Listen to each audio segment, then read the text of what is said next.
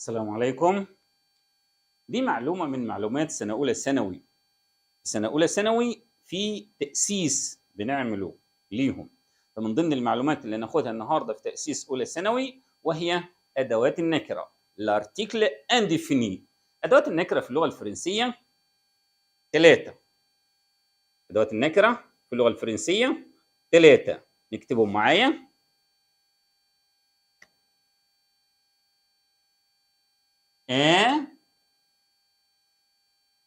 إن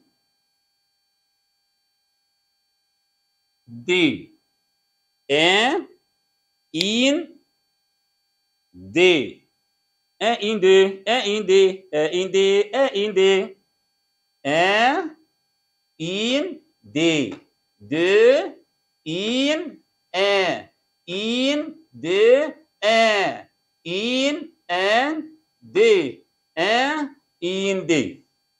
طبعا ادوات النكره في اللغه الفرنسيه ليس لها وجود في اللغه العربيه. ايه ده؟ يعني دول مش موجودين في اللغه العربيه؟ مفيش في اللغه العربيه اسم اداه نكره. مفيش في اللغه العربيه اداه اسم اداه نكره، وبالتالي هم ما لهمش ترجمه. تمام كده؟ طيب اتكلمنا عنهم، ماشي. الدي طبعا زي ما انتم شايفين مربربه، يبقى كده بتاعت مين؟ بتاعت الجمع. تمام، جمع المذكر والمؤنث. اقول لكم لو قلنا مثلا دي جارسون، دي جارسون، جارسون يعني اولاد، جارسون يعني ايه؟ اولاد، ويمكن ترجمتها بمعنى صبي مطعم في المفرد. تمام كده؟ كلمه جارسون يعني اولاد. طبعا الشاطر منكم بيقول ايه؟ يا جارسون يا جارسون هات لي المنيو، اللي هي المنيو، قائمه ايه؟ الطعام. فكلمه جارسون جمع خدت ايه؟ الدي. الإين، الإين دي اكيد بتاعت المفرد ايه؟ المؤنث. إين،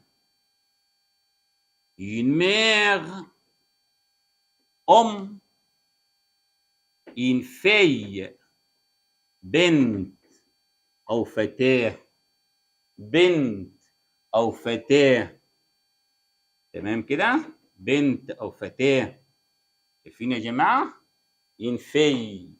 تمام. الآن أكيد بتاعت المفردية المذكر. الآن أكيد بتاعت المفردية المذكر. لو قلنا un père أخ، un frère، باردون آسف، un père أب، un frère أخ، يبقى un père أب، un frère أخ.